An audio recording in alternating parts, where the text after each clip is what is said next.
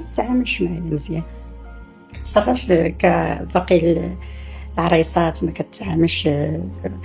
ولكن هذاك شغل هذاك شي حاجه مثلا اللي دارت ما عجباتكش؟ ما بزاف ديال ما بغيت نقولهم، ما غنساليوش هذا النهار من هنا.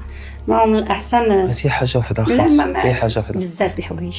اذكري لي منها هي حاجه وحده نقدروا طريقه انت خالتي تكوني فاهمه غلط في هذيك الحاجه. قضيه فهمه هي كلشي تيبان، كلشي كيبان. يعني ما تصبح الخير هي الخانيه ما كتقولها لكش لا بوحدك ولا قدام الناس، هذيك ما كايناش.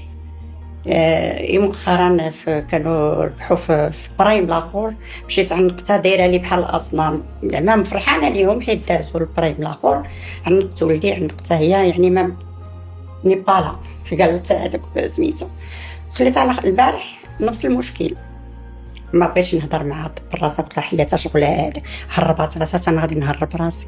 يعني تنشوف فيها بزاف الحوايج ما كتعطينيش اهتمام، حتى انا تبارك ما انا نبقى انا دائما واخا تنازلت ولكن ما غاديش نبقى حياتي كامله وانا كنتنازل على والو.